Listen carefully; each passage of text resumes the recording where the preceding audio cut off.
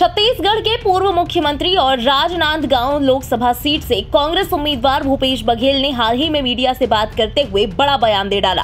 उन्होंने कहा कि देश का माहौल इसी बात से समझा जा सकता है कि भाजपा के नेता बहकी बहकी बातें करने लगे हैं। उन्होंने और क्या कुछ कहा, आइए सुनते हैं। अब देश का माहौल इसी बात से समझा जा सकता है कि अब भारतीय जनता पार्टी के नेता सब बहकी बहकी बात करने लगे हैं। अब प्रधानमंत्री जी कहते हैं कि हो सकता है मुझे मेरी माँ ने जन्म दिया हो, मतलब बायोलॉजिकल नहीं है और वो परमात्मा के दूत के रूप में आए हैं, और उसी की पुष्टि करते हैं हमारे भारतीय जनता पार्टी के राष्ट्रीय प्रवक्ता संबित पात्रा जी। कहते हैं कि जगन्नाथ जी हैं वो मोदी जी के भक्त हैं। तो ये स्थिति हो गई है इनकी। तो अब कुल मिला के बात यह है कि बहकी बहकी बात करने लगे हैं। कल जैसे प्रधानमंत्री जी ने कहा कि ये बैंक बंद कर देंगे। अरे बैंक का राष्ट्रीयकरण तो कांग्रेस ने किया था, आम जनता के लिए खोला, आपके खाते लूट लेंगे, इस प्रकार की बात। इनके कार्यकाल में तो बैंक भी बंद हो गया, लूट के भागने वाले वापस आए भी नहीं, 10 साल हो गए। दूसरी बात ये कहते हैं कि बिजली कनेक्शन काट देंगे। अब बिजली आपने कितना लगाया है भाई?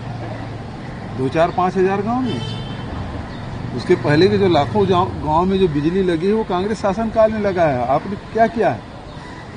पारे टोले मजरे में ही आपने बिजली लगाई है, इससे अलावा कुछ नहीं। तीसरी बात बोलते हैं टूटी चोरी करके ले जाएंगे। अब इससे हास्यास्पद बात क्या होगी कि लोगों के खेतों तक के पानी की व्यवस्था। ये देश में जब आज़ादी मिली तो देश में अनाज की बहुत कमी थी। बंगाल के जो अकाल है, लाखों लोग मरे थे, बंगाल, उड़ीसा, छत्तीसगढ़। और उसमें गजेटर निकाल के देखेंगे कितने लोग काल कवलित हुए। यहाँ से लोग काली माटी के रोजी रोटी के लिए जाते थे, यहाँ आसाम गए, वो आज तक के लौटे नहीं, बहुत सारे परिवार। ऐसे में सारे जो बांध हैं, सिंचाई परियोजना राष्ट्रीय स्तर पर, प्रदेश स्तर पर कांग्रेस शासनकाल ने बनाए। छत्तीसगढ़ में कहाँ बांध थी? ये तो पंडित श्यामाचरण शुक्ल है, महंत बिसाहू दास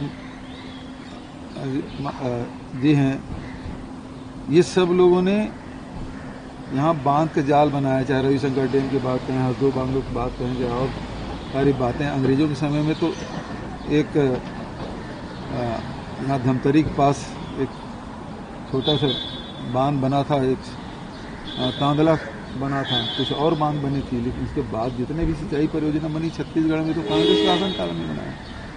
अब उसके बोलते टूटी चोरी कर लेंगे, तो मतलब प्रधानमंत्री के इस तरह, इसलिए मैं कह रहा हूँ बाकी बाकी बात कर रहे हैं।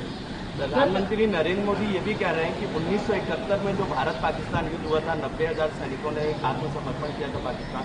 अगर हमारी सरकार होती तो करतारपुर साहिब भी भारत में मिला देते। वो तो वैसे बांग्लादेश के आंदोलन में वो गए थे। प्रधानमंत्री जी जब बांग्लादेश गए थे ना, तो वो बोले जब बांग्लादेश का आंदोलन चल रहा था तो ये भी भाग लिए थे। हाँ, तब कुछ भी बोलने की स्थिति, प्रधानमंत्री जी कुछ भी बोल देंगे कि ऐसा होता तो ऐसे कर लेते। आपने क्या कर लिया? अभी चीन तो कब्जा कर लिया है, अभी आप कर लो, आप तो प्रधानमंत्री हैं। अभी गृह मंत्री जी बहकी बहकी बात कर ले, हम पीओके में कब्जा करेंगे। तो 10 साल तक क्या करते रहे? आप क्यों नहीं कर लिए? तो ये कुछ भी बोले जा रहे हैं, इनकी मानसिक स्थिति ठीक नहीं है। यही नहीं, भूपेश बघेल ने चुनाव आयोग और चुनावी प्रक्रिया को लेकर भी सवाल उठाए। उन्होंने कहा कि जब लोग बैलेट पेपर से वोट करते थे तो चुनाव आयोग 24 घंटे के अंदर वोटिंग प्रतिशत का डेटा जारी कर देता था। आज डिजिटल युग में चुनाव आयोग 8 से 10 दिन बाद भी डेटा नहीं देता, और जब देता है तो प्रतिशत 6 से 8% बढ़ जाता है। इसका मतलब है कि चुनाव आयोग बायस्ड है। जब आप मतपत्र से वोट डालते थे, 24 घंटे के अंदर में निर्वाचन आयोग 70C के जो सूची है उसको जारी कर देते थे। सारे कितने वोट पड़े उसको जारी कर देते थे। आज इलेक्ट्रॉनिक युग है, और इलेक्ट्रॉनिक युग है, आप कहते हैं मतगणना में ज्यादा समय लगेगा, इसलिए हम बैलेट पेपर से नहीं कराते। और अब जब इलेक्ट्रॉनिक युग है तो निर्वाचन आयोग एक सप्ताह 10-10 दिन तक के आप वो कितने वोट पड़े उसकी जानकारी आप नहीं दे रहे हैं। और जानकारी आती 6 से 8% वोट प्रतिशत बढ़ गया, इसका मतलब ये निर्वाचन आयोग बायस्ड है, वहाँ बैठे हुए अधिकारी बायस्ड हैं, किसको फायदा पहुंचाना चाहते हैं। पहली बार प्रधानमंत्री को नोटिस दिया गया, वो भी जेपी नड्डा को, मतलब रामलाल ने चोरी का फसूर पकड़ा गया।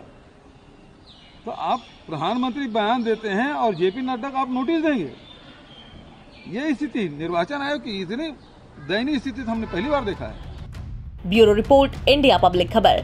फिलहाल इस खबर पर आपका क्या कहना है, कमेंट में लिखकर जरूर बताएं। देश और दुनिया की बाकी खबरों के अलावा लोकसभा चुनाव से जुड़ी सभी लेटेस्ट अपडेट्स के लिए सब्सक्राइब करें इंडिया पब्लिक खबर के YouTube चैनल को और बेल आइकन दबाना बिल्कुल न भूलें।